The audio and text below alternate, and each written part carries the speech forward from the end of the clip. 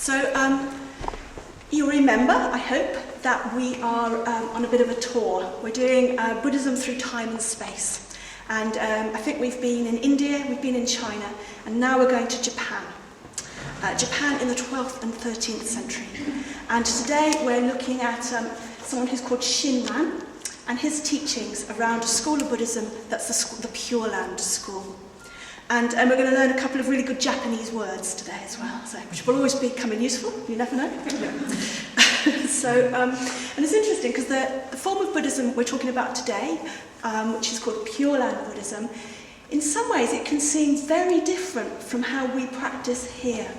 But I sort of hope by the end of the talk you'll see that actually it's just another approach, it's another way that we can approach our practice, and a very, very interesting one as well. And actually, Pure Land Buddhism is one of the most popular forms of Buddhism in the world. There are, millions of people who practice Pure Land Buddhism still today, and over the centuries there'll have been many millions of people. It's very popular in Japan. And I don't know, I haven't been to Japan, and I understand that in some ways it's got a little bit kind of corrupted and become a bit different. But I mean, basically they are still practicing this main way of practice that I'm going to talk about. Because what's interesting about it is, in Pure Land Buddhism, well, people aren't encouraged to meditate, and in fact they're not encouraged really to make any particular willed effort at all. Sounds great, doesn't it? Just like, I don't know what you do, hang out. I mean, what you do is you chant a lot. And actually I think at the core of Pure Land Buddhism actually there's something very radical, something quite interesting. Okay, so Pure Land Buddhism comes from a story, one of the sutras, or several sutras actually. So sutras just is a teaching of the Buddha, or of enlightened beings. And in this story, the story is around the Buddha Amitabha. And the Buddha Amitabha is a really important figure in Pure Land Pure Land Buddhism. And I've put a little figure of Amitabha on the shrine there. So if you haven't come across Amitabha, he's that kind of very traditional Buddha that you might see in lots of forms of him, who has his hands in meditation like this quite often. Sometimes he has his hand up with a red lotus, sometimes he has he's in meditation. So he's a Buddha that's about meditation. He's a Buddha that's represented as being red, and he comes from the West, and he's a Buddha who's particularly about love. He's a Buddha who's particularly about compassion and love for all beings. He's got a particular wisdom, and that wisdom is called discriminating wisdom. So what he does is he sees what's special in all of us, and he loves what's special and different in all of us. So for people who have come from the intermediate course, you'll remember that we talked about how there are different Buddhas that represent different aspects of enlightenment. It's a bit like you can imagine that if you've got, the enlightenment is this white light going through a prism, and from that different colours come out, and they all represent different aspects of enlightenment. And Amitabha's aspect is very much that one of love, of metta. So that's Amitabha Buddha. And he's one of the first Buddhas to have developed actually separate from the kind of historical Buddha, one of the first archetypal Buddhas.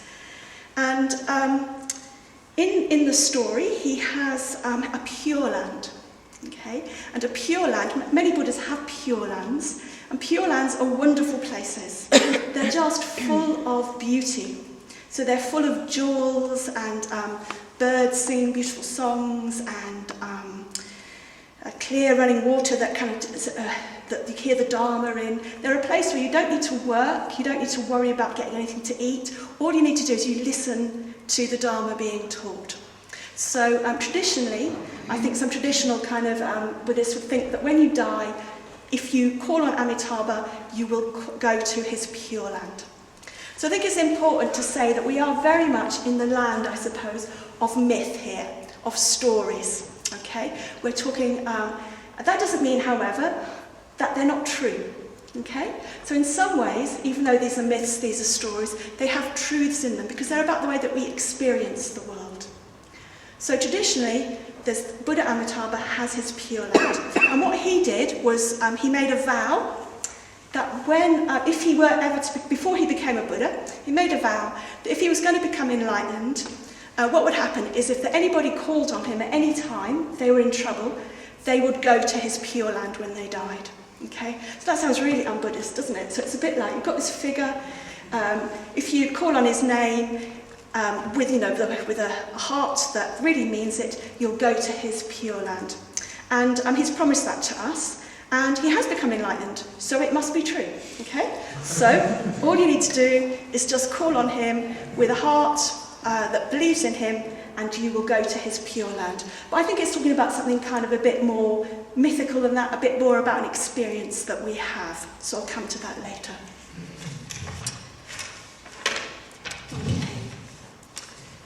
So the Pure Land tradition actually comes from India, from China, and then was very strong in Japan. And Shinran, who was around in the 11th, 12th century, he grew up in that tradition, but he grew up in a particularly kind of arduous tradition, actually. I don't know that much about it, but his parents died when he was pretty young, and he ended up going into a monastery quite young. I think he'd seen quite a lot of suffering from an early age. And I think he went into the monastery when he was about 7 or 8, the story has it. And he practiced very hard for 20 years. And he practiced doing some pretty rigorous practices. So I think he was doing a lot of meditation, he was doing a lot of study, he worked himself really hard. And he put everything into it. But he felt that at the end of 20 years, actually, he just hadn't made any progress. So I think he felt very despondent and fell into a kind of despair, because he'd been working all these years and nothing had happened. And there was also a couple of things in his monastery that distressed him. So one was that at that time, in the type of Buddhism that he was practicing, it was very much just for the elite. So it was only for men, and it was only for people who'd had like a really good men who'd had a really good education, and for, I suppose, the richest part of society. And it wasn't open to the lay people. And also, apparently, he saw that there was quite a lot of corruption in this monastery as well. So you get a sense of this kind of monastery that's quite removed from everyday life. And he didn't want that, he wanted something else. So he ended up leaving his monastery and joining with a teacher called Honen. And he didn't want to set up a new movement. That's not what he was about. He just wanted to practice. But the way that he practiced so attracted people that he ended up setting up this, establishing this new way of practicing that many millions of people, as I said, have been involved in. So, what was their practice about? Well, what Honen and Shinran very much wanted it to be a practice that everybody could do, whether you could read or write, whether you were educated or not, whether you were a lay person, or whether you were a monk or a nun. And in some ways, I think that's interesting, because I think that's very much what this Triratna Buddhist movement is about for me. It's about, we're about Buddhism for everybody. It doesn't matter if you're working or not, whether you want to lead a kind of more removed monastic life, or whether you want to be right out there in the world, whether you've got a really good education or not, whoever you are, whatever background you're from. Everyone should be able to practice Buddhism. And in some kind of, I suppose, quite traditional Buddhist schools, there is a big difference between the monks and the nuns and the lay people. And that's not a difference that we have in Triratna. So I think that's something we have in common with this particular school. So, and interestingly, actually, the leaders of Japan at that time found this very threatening. They found the Pure Land Buddhism very threatening. And actually, both Honen and Shinran were arrested and exiled, and threatened with execution as well, actually, because of their ideas. And I think it's interesting because, I don't know what your experience is, but when I say to people who don't know much about Buddhism that I'm a Buddhist, usually they go, "Oh yeah, that's great, isn't it?" And they don't feel at all threatened. They just feel like, "What a lovely thing, Satyajyoti, lovely, Buddhism, lovely, And actually, although that's a good response in some ways, because it means that people aren't put off. In other ways, I don't know if it's I'd like there to be a slightly more edgy feeling about it. I think Buddhism is actually very radical, because it's talking about a very different way of being in the world than the conventional way of being in the world. And I'd quite like it if some people were a bit scared about that.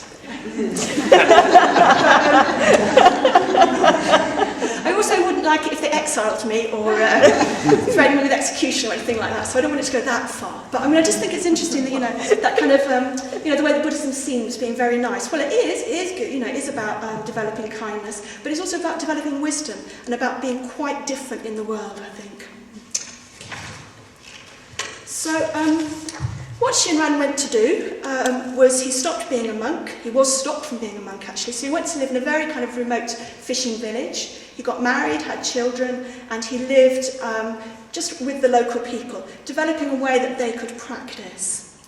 And what he developed, I think, is a very rich tradition, very various. And I'm not like a practitioner of Pure Land Buddhism, so it's a bit like what I'm going to describe to you is my understanding of it. And I imagine that over the years it's changed a lot, that there's lots of different ways of doing it. But basically it's a tradition that's based on this idea of the practice of faith in other power.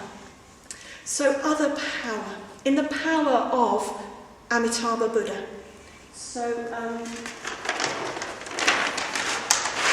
we've talked about Amitabha Buddha. And over those many hundreds of years, more than that, Pure Land's been practiced, obviously different versions of his name have developed. So I've just got them here just in case you come across them in different places. So Amitabha, particularly, he's particularly, I suppose, strong for his idea of endless light, limitless light, boundless light. Amitabha, who's like a figure very linked to Amitabha, he's often portrayed not as a monk meditating, but more as quite a kind of a figure in very rich red robes. And Amitabha is about developing infinite life. Okay? So it's about, we've got a sense of boundlessness here, our boundlessness, infinity, infinite light and infinite life. And Amida is the Japanese word for Amitabha. It's what Amitabha became when the people started to speak in Japanese and practice his name.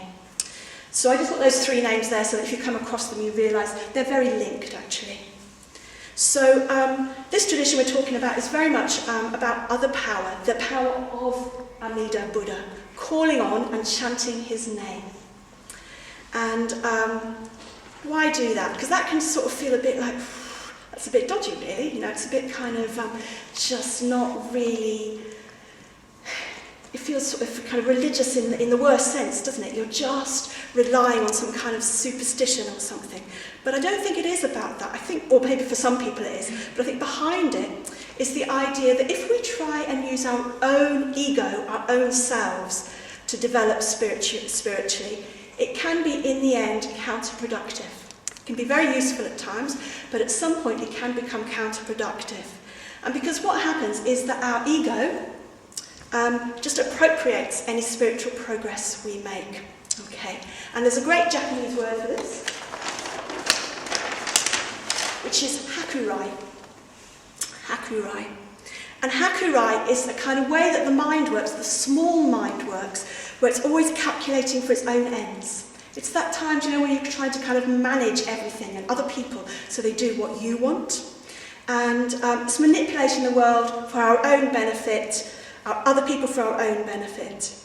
And it also means double-mindedness as well, I suppose. So what we can do is we can perform a skillful act and then we can appropriate it. So we can be generous, which is great, but then part of us goes, oh, look at me, aren't I great? I'm such a generous person.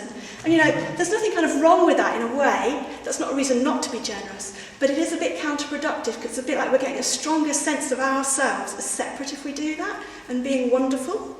Or we kind of meditate and have some amazing experience of something and we come out of the meditation and we go, wow, what an amazing kind of person I am because I have these really great meditation experiences, okay?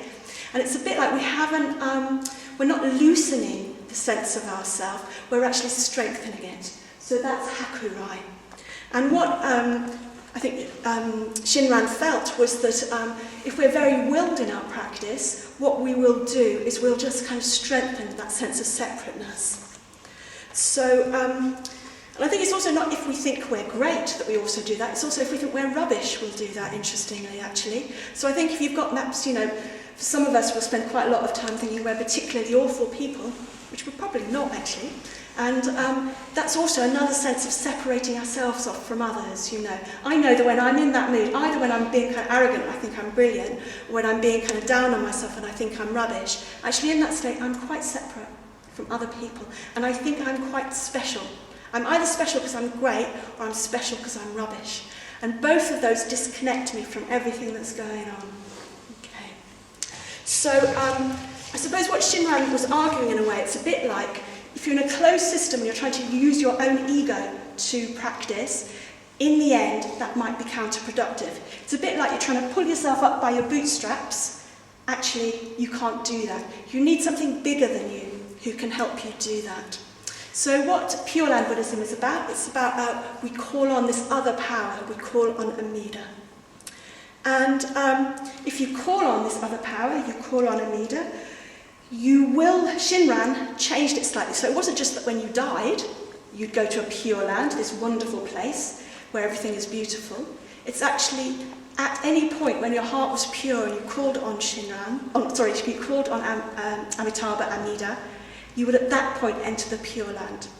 And to some extent, I sometimes get a little taste of that, and I hope you do as well. It's a bit like, those times when I can let go of all my self-preoccupation, of all that worrying about myself and what's going to happen to me and how people think about me and what I want and what I don't want, what I'm pulling towards me and what I'm pushing away, all that kind of stuff. If I can just stop, I can get a taste of how beautiful things can be. Even quite conventionally ugly things can become quite beautiful in that state of mind. I think that's a particular state of mind you can develop if you've been able to go on a retreat, if you've been meditating a lot. And I think there's something about, we can be in a pure land if we let go of all those thoughts that think things should be different from how they are. Okay. We can be receptive and we can be open. So to me, I think that's what the teaching of the Pure Land means to me. It's about how we can work towards actually no longer living so much from me and my own greed and what's good for me and all that kind of stuff, and moving to a much kind of more beautiful way where that's just out of the way for a while. I'm in touch with something bigger. And one way to do that is to call on something outside ourselves. And maybe to explain that a little bit more. Not yet. So we'll come back to that a little bit. But there's a couple of other teachings of Shinran that I just wanted to talk about. So the first of all is that in this Pure Land, or just in this world, Shinran suggests that we think of all beings as being Buddhas. Okay? So I think of all of you here as being Buddhas already. So what that means is that whatever you do, however irritating you are, however weird you are, whatever, all those people out there, whatever they're like, they are all Buddhas, and whatever they do is part of my journey towards enlightenment. How I behave with them, it's up to me. So I think there's something quite magical in that. It's a bit like if we see other people as Buddhas already, and what they're teaching us, what we're learning from them, we'd live in a very different world, I suppose. But conversely, the other teaching of Shinran's, which is quite interesting, is that he says that we are personally, like I personally, what he calls a bonbu. We're bonbus. And bonbus are stupid beings. So, from Amitabha's point of view, we're all just completely deluded and crazy and mad, and we're deeply foolish. It's not just we're a bit silly, it's just like we've got everything the wrong way around. We're deeply foolish. And it's a bit like, I think a couple of weeks ago, or maybe last week, Vidania talked about this idea of Buddha nature, this potential we have inside us. And it's a bit like turning that on its head. You're kind of going, actually, we're the opposite. It's like we are just completely deluded. And it's interesting because actually, I love that idea because it kind of takes all the pressure off me. It's just like, oh well, I'm a bombu, I'm deluded, I'm not going to get it right, kind of okay, And, but what I can do is when I'm feeling like a bombu, is I can call on Amida to help me, okay? So, I don't know how you're feeling about all this. For some people, I think it might be just kind of triggering a few things around that it feels a bit weirdly un-Buddhist. It feels like there's something out there that if I call on it will give me salvation. And that sounds scarily like perhaps a Christian idea of God. But I think it's important to remember that actually Amida's not a creator God. He's not judgmental. He's not doing any of those kind of things that the Christian God does. But what he's representing for us, I suppose, in some ways, is a way to get over this barrier or this kind of false idea we have that there's me in here and there's outside there. So the Buddha said this idea that there's me in here and the world's out there and we're different is a seriously wrong view. So there's an older member called Kulananda said, we may begin to see that the notion of me that we have constructed and spent so much time feeding and defending is not the final boundary of existence. Reality is far greater than we are. So we may begin to see that the notion of me that we've constructed, spent so much time feeding and defending, it's not the final boundary of existence. Reality is far greater than we are. So Amida could be said to represent this reality, this greater reality. And in fact, in some ways, Amida could be seen to be as real, if not more real, than we seem to ourselves to be. Okay, so, yeah. In some ways, I think this is something you kind of get a taste for. Do you see what I mean? But it's also quite an interesting idea to kind of just cut through ideas that we might have that we're kind of like the centre of the universe, everything's happening through me. It's a bit like reality is much bigger than us. So to, I think, understand this, it might be helpful to look at 3 models of spiritual practice. So here we are, we're engaged in what we call spiritual practice. And it's a bit like, here's me, and here's the Buddha. Here's a figure of the Buddha. And the Buddha's the enlightened being. So the Buddha is compassionate, loving, in touch with reality. The Buddha is reality. The Buddha is wise. So how do I become like that? Okay? And there are kind of 3 ways you could look at that, 3 models. There may be more, but there are 3 models that you could look at that. And all of them have good things about them and have bad things about them. And we'll do different ones at different times, I think, in our spiritual practice. So the first one is what you might call self-development. And that's pretty much, that's things like sitting down to meditate and feeling like I'm creating metta. Okay? It's practicing ethics in a way which is kind of, just like me working to act ethically. And that's really, really important, okay? That's really important that we act like that. I'm sure all throughout all our spiritual journey, that's a really important way to be. However, I think what Shinran felt was that if you only act from that, there's this possibility that you might actually be strengthening the very thing that you're trying to loosen. So another way of looking at looking is self-discovery. So this is perhaps the idea that within us there are the seeds, the potentials of becoming a Buddha nature. And what we do is we open up to that within ourselves. And third one, which is self-surrender, or giving in to other power, this is the Pure Land way. So this is like the idea of Amitabha Buddha, Amida Buddha, out there, and we're part of it, and we're opening up to reality. It's like we're opening up, surrendering to something bigger than ourselves. And actually, I think in a practice, one time sit down to meditate or something like that, you'll be using sometimes all 3 of these.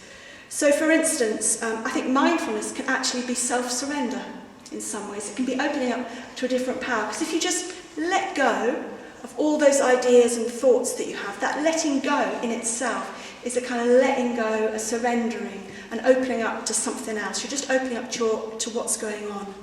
I think metta, practicing the metta bhavana, can be self-discovery, because it can be like you're actually looking for the metta that just arises when you bring someone to mind. So you're just looking for the metta that's already there and you're allowing it to grow. And that moment you're moving into self-development. So you kind of see how the 3 different models work together. And I suppose here, probably, a fair bit of the time, we're talking about self-development. That's a model that works quite well, I think, for the Western mind. It's kind of, there's a path and we set out and we work along it. But actually, probably in your experience, there'll be self-discovery and self-surrender as well.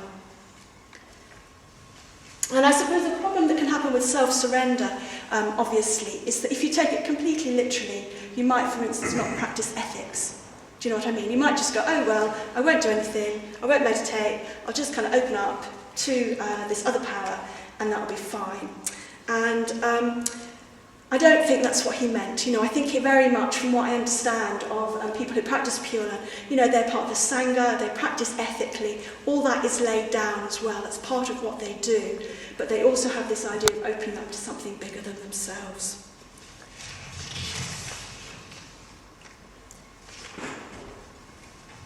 And coming back to what I said happened was that people call on Amida, and actually what they're doing is, they don't call on Amida, they chant his name, and in chanting, they're not calling on him, it's not a prayer. What it is it's they're expressing gratitude for what has already happened. So in the story, Amitabha has already created a Pure Land, and if we call on him, we'll go to the Pure Land. So actually, what's going on is a practice of gratitude. It's a practice of gratitude for something that will happen for us. So it's very much a way of faith and a way of gratitude, and we'll come back to that in a minute. And it's definitely, it sounds like this is all kind of like believing in something that's not very believable, and I don't think that's at the core of it at all. I think it's more that it is just about a different way of being. It's a bit like, by expressing gratitude, we're saying, I'm becoming aware of this web, this interconnected web that I'm part of, and how much I benefit from other people and the world that I live in. And Amida represents that reality that we're part of, that web that we're part of, that benefits us all the time. So I think it's important that to explore perhaps now this word faith, or Shraddha. Okay, so you'll remember that I think the week before last, if you were able to be here, Bodhinaga talked about Shraddha, and actually next week we've got 3 different people who are going to be talking about Shraddha as well. So I'm not going to spend a long time on it. Sorry, not next week, week after next. Yes. Well, next week people hopefully will be expressing their Shraddha in a certain way. Yeah. So there'll be 3 short talks the week after next about it. So I'm going to talk about it a bit, but not in huge detail.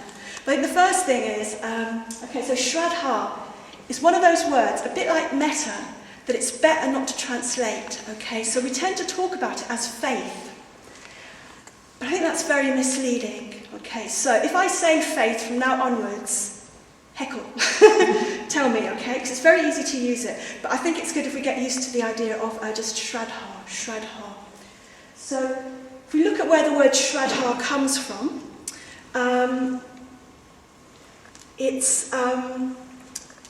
Shraddha comes from Sanskrit, this is Sanskrit, and Sanskrit comes from this word Shrat and Dha. And Shrat means heart. And actually, it's very similar, it's got the same roots as the word cardio, which I think is Greek, and core, which is Latin, okay? So a cardiologist, somebody who deals with the heart, that's come from that same stem of Shraddha. And in Latin, core is the stem of words like courageous. Okay, so there's a kind of feeling of heart, things that come from the heart about this word. And Dha is where you put, what you place, where you set. So Shraddha is where you place your heart. So I think that's a lovely translation of Shraddha. It's where you place your heart, okay? So Shraddha in Buddhism is absolutely not contrary to reason, okay? So it's the emotional counterpart to reason. Because what we understand with our intelligence, we also need to feel with our emotions. And this is what Shraddha is about. It's about where do we actually put our heart. And Bodhinaga talked about how in the intermediate class we talk about the idea that actually what makes us move are our emotions. There's the idea of moving in emotion. That's what makes us act. What we're emotionally interested in, what we're emotionally engaged with, is what we'll actually do. And a lot of Buddhism is about finding these kind of emotional equivalents, I suppose, for this intellectual understanding.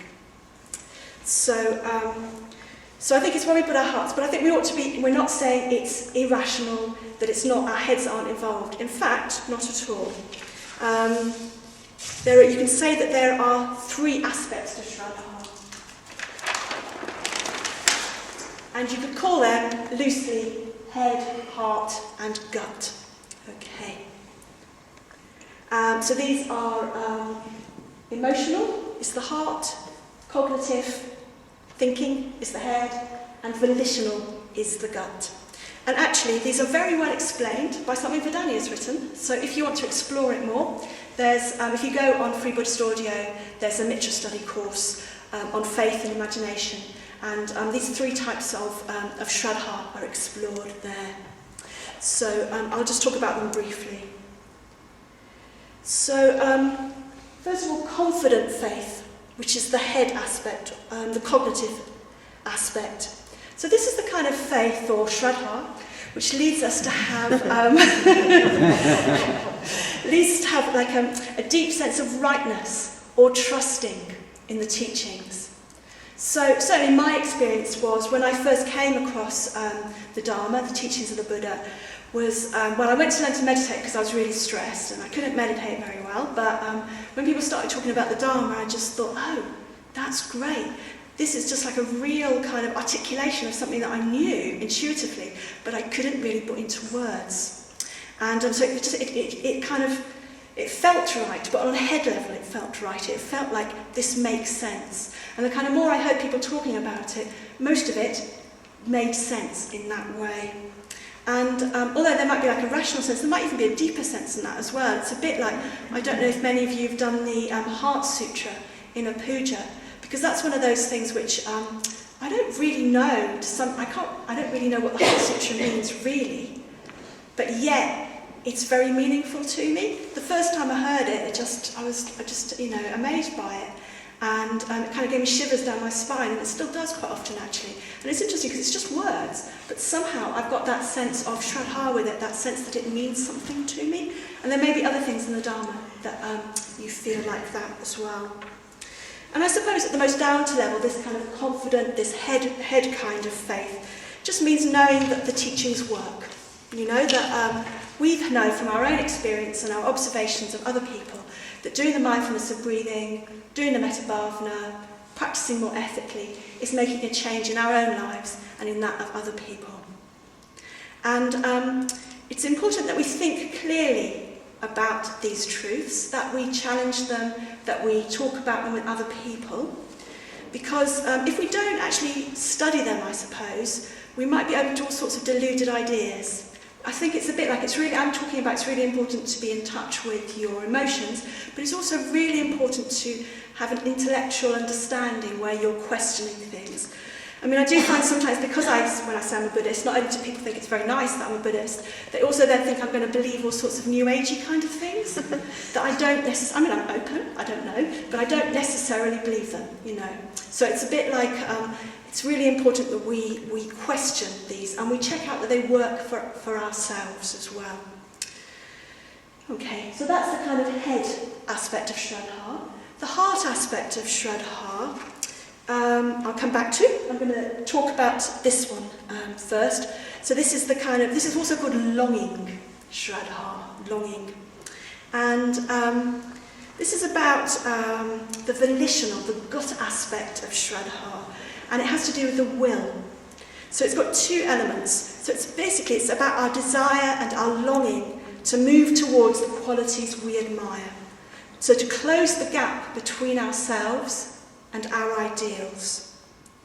And the practical outcome of this kind of longing, this gut feeling, is we want to do something, okay? We want to do something to move towards our ideals. And in some ways, I suppose, making commitments is one of the ways that we can do that. So for people who are going to become mitras next week, there's a sense in which they're making a commitment. They have a sense of Shraddha, of yearning, of longing for something, and they're making a move towards it, even if they're not quite sure what that is. You know, we're going to have a ceremony in which people will offer a candle, a flower, and some incense. And I think that can be very moving, actually, because it's a bit like I feel like people are kind of engaging in a ritual act of offering to something in some ways bigger than themselves, I suppose, to a future for themselves that they don't even know what that is yet. They want to engage with what they know of Buddhism and the Sangha and the Dharma. So that's kind of, doing something, being committed is part of this gut aspect of it. And the heart bit, I've left that to last, because that's very much an aspect that Shinran particularly developed. And it's got a lovely word actually, it's called Lucid Shraddha. So lucid is to do with light and clarity, things being clear. And I think light is very important for humans. You know, there's a sense of which, you know, light really brightens us up. We talk about light in lots of different ways, you know, moving away from the darkness towards the light. And Amitabha Buddha very much is about light. He's about endless, boundless light, that experience of light. And I think Lucid Shraddha is a similar idea. It's about a clarity, a brightness. And it, traditionally it's seen as being, this kind of Shraddha gives us a lucid, a serene, a bright mind. And I think actually when we're feeling that Shraddha, that type of love for what is good and beautiful, well actually a lot of those horrible mental states aren't in our minds. So, you know, so if we're out in nature and something's very beautiful, a lot of the kind of stuff that gets in the way, all those kind of, I should be doing this, I shouldn't be doing that, thinking about me all the time, all that kind of moves out of the way, and we can be in a state where our mind is very clear. For me, doing puja, doing ritual, can sometimes feel like that as well. Perhaps in meditation I might feel like that, in a study group sometimes, in conversations with friends. It's a sense in which I'm in touch with something very beautiful and my mind feels clear and lucid, at least for a short time. So I think Lucid Shraddha can be seen as it's like the lifting of the heart. And interestingly actually it can be seen a bit like, it's also seen as being Lucid Shraddha is what happens when metta encounters something that's higher than ourselves as we currently are. So it's a lifting of the heart. And it can have elements of love, admiration, but also delight, devotion, wonder, awe. And I think a really good way actually to develop a sense of that, of this lifting of the heart actually, is to develop our understanding of our gratitude. Is to develop gratitude. Is to really explore how we are interconnected to others and how much we've benefited from others. And I think it's quite a radical thing to do, for me anyway, because I think an awful lot, about 90% of the time, I'm really caught up in what I can get from other people and kind of feeling like I don't quite have enough of whatever it is, and how can I go and change things so they're kind of more like I want. And I think what gratitude does is it breaks down that, so it kind of changes it right around so we're aware of what we already have. And it's not something we conventionally probably do a great deal of. Though interestingly, it's being used a lot now, I think, for people who are suffering from depression. Writing down a few things that they're grateful for every day can really change it around. That's certainly been my experience when I've been really down, actually. If every night I just write down a few things that I'm grateful for, it really changes the way I see the day. From being around my mental states and how horrible they are, they change to being a kind of, wow, what an amazing world I live in, you know, in which all sorts of things, you know, exist for us. And we take them for granted. And the most basic things, you know, that we have water to drink, we turn on a tap and warm water will come out, that we've got sewage systems that mean that we don't have, you know, die of all sorts of horrible diseases, the medicines that we have, all the things that have gone into me being here today and alive today. I do have to be careful because I said this recently on a retreat about you know, how grateful I was to the NHS. No, that's right, the NHS, what did I say? The NHS was like a really good example of something that allowed me to be where I was today. And there were two GPs who were both really burnt out in the audience. And what they heard me say was the NHS had called them to burn out, and that's why they were on a retreat. You see what I mean? But actually, that's not what I meant at all. What I meant was that, you know, there's things like, you know, all that medical care that we've had that means that we're here today. And there's just so much, you know, it's just like this endless practice. And if you've done it on the intermediate course, you'll, you know, made a list of everybody who you've ever benefited from. It can take a while to get going because we have to get over a bit of a barrier in ourselves because we're not used to doing it, I think. But the more you do it, the more amazing it is when you think of all the different things that have contributed. You know, the people who, the fact that someone taught me to speak, to write, that all the things that we've got available, this Buddhist Centre's here, the people that we know, the education that we've had, the fact that we have, some of us, if we want, have work that we can go to where we get money. It just is kind of this incredible network, and we're receiving benefits from it all the time. And I wanted particularly to mention gratitude, actually, because it is Gratitude Month, apparently. I don't know where that comes from, but May is Gratitude Month. And there's quite a few people, as Carolyn Andy said to me earlier, she's writing a thing about gratitude every day, and I think Simon, who's not here, is as well. So there's quite a few people at the moment who are just, either for themselves or publicly, just writing down what they're grateful for every day.